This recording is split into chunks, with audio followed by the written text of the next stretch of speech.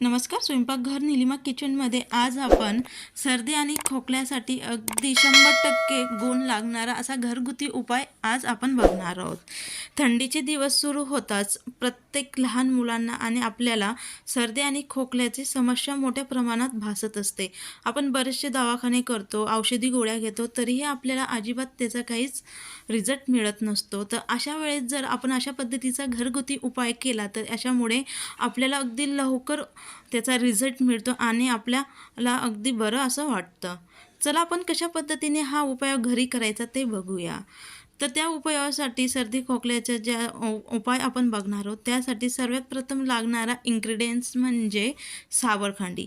ही सावरखांडी प्रत्येकाच्या शेतामध्ये अगदी सहज उपलब्ध असते आणि बाजारात देखील अगदी सहज ही मिळते. तर मी मध्यम आकाराची सावरखांडी घेतली आणि त्या सावरखांडीच्या वरती जे काही काटेरी भाग असतात ते आता आपण सुरीच्या साहाय्याने काढून घेऊया. आता मी नेहमी बनवत असते म्हणून मला माहिती, तर हे चीक मला उभरत नाही, म्हणजे त्याची ॲलर्जी मला होत नाही. जर तुम्ही पहिल्याच वेळेस कराल त्यावेळेस प्लॅस्टिकचा कागद हातामध्ये घालून घ्या, पिशवी किंवा आपल्याकडे हँड ग्लोव्ज असतील त्याचा उपयोग करा. त्याच्यामुळे आपल्याला अजिबात कसलीही इजा न होता अगदी व्यवस्थित आपण याला करून घेऊ शकतो. मी पूर्ण काटे काढून त्याच्यातलं संपूर्ण जे काही चीक होतं ते पाण्याच्या सहाय्याने व्यवस्थित त्याला 1 ते 2 वेळेस धुवून घेतलं आहे. आता आपलं हे सावरखांड अगदी परफेक्ट असं त्याच्यासाठी लागणारं तयार झालं आहे. त्यानंतर लगेच आपण 1 कप मी आपलं नेहमीचं बाजरीचं पीठ घेतलं, जे आपण भाकरी करण्यासाठी वापरतो ते. इथं मी 1 वाटी 1 कप घेतले एका प्लेटमध्ये. आता आपण नेहमी भाकरींसाठी जसं कणिक मळतो तसंच कणिक आता आपण अगदी छान मऊसूत असं मळून घेणार आहोत. जर तुमच्याकडे बाजरीचं पीठ नसेल, याच्या जागेवरती ज्वारीचं पिठाचा वापर केला तरी काही हरकत नाही, गव्हाच्या पिठाचा वापर केला तरी काही हरकत नाही. हा उपाय असा आहे तर घरगुती आपल्या साहित्यात आणि अगदी कमी वेळेत होणार आहे. याला फक्त आपल्याला बाजरीचं पीठ आणि सावरखांडे ह्या 2च वस्तूंचा वापर, इन्ग्रेडियंटचा वापर करून आपण हे सिरप तयार करणार आहोत. तर मी अगदी छान असं पसरट असा गोळा तयार करून घेतला आहे आणि त्या गोळ्यामध्ये आपण हे सावरखांड ठेवायचं आणि त्याच्या चारी बाजूने आता हे कणिक आपण व्यवस्थित लावून घेणार आहोत.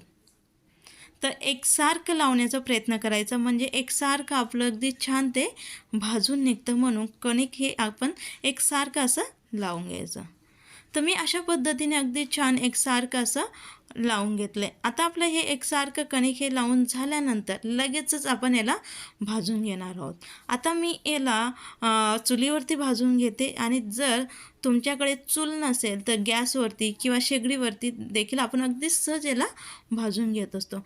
चारही बाजूने आपण एकसारखं याला भाजून घेणार आहोत. अगदी 4 ते 5 मिनटाच्या आत हे भाजून होतं. अगदी जास्तीचा वेळ काही याला लागत नाही. आपण फक्त सावरखांड आणि बाजरीच्या पिठाचा वापर करून हे आता तयार करून घेतलं आणि याला मी आता चुलीवरती एकसारखं चारही बाजूने अगदी छान भाजून घेते.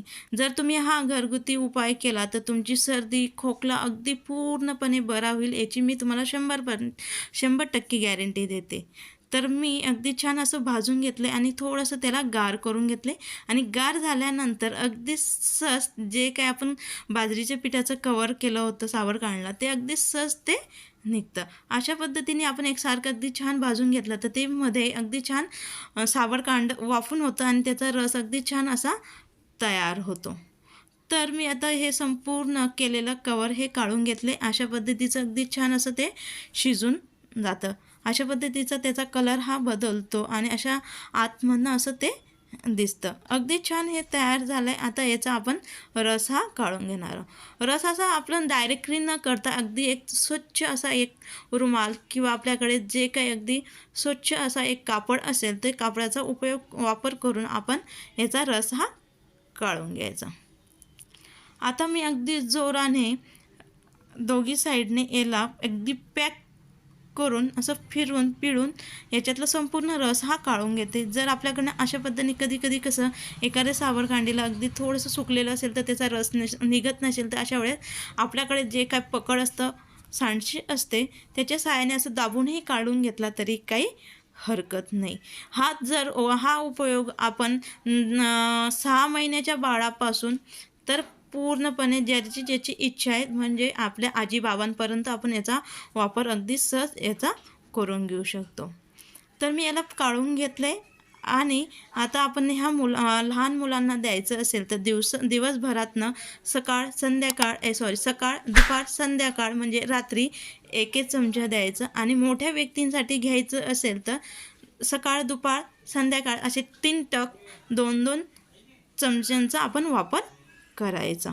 आणि ज्या वेळेस करायचं असेल आणि ह्याला कमीत कमी 3 दिवस अगदी लागोपाठ घ्या, त्याच्यामुळे अगदी छान असा रिझल्ट मिळतो. आणि ज्या वेळेस आपण पिणार असो त्याच वेळेस फक्त चमच्यामध्ये चिमूटभर मीठ टाकून याला पिऊन घ्यायचं. अगदी छान असा रिझल्ट मिळतो. हे आता आपलं अगदी परफेक्ट असं सिरप तयार झाले. हे फक्त आपलं 1 दिवसाचं सिरप तयार करून घेतलं आहे. प्रत्येक दिवसाला नवीन सिरप तयार करून वापरा, त्याच्यामुळे अगदी छान असा रिझल्ट मिळतो आणि याची काहीच आपल्याला रिॲक्शन होत नाही. जर तुम्ही एकाच वेळेस बनवून ठेवलं आणि 3 दिवस याचं सिरप वापरलं तर याच्यामुळे आपल्याला थोडीफार रिॲक्शन होण्याची शक्यता असते. म्हणून प्रत्येक दिवसाला नवीन तयार करा आणि दिवसभरातनं 3 वेळेस घ्या. आणि याच्यामुळे आपले जे कप आपल्याला झालेले असतात ते अगदी सहज आपल्या शीतद्वारे लहान मुलांचे ते रिलीज होतात आणि आपल्या मुलांना अगदी लवकरात लवकर बरं वाटायला सुरुवात होते. नक्की तुम्ही करून बघा घरगुती उपाय. अगदी 100% याची मी तुम्हाला गॅरंटी देते.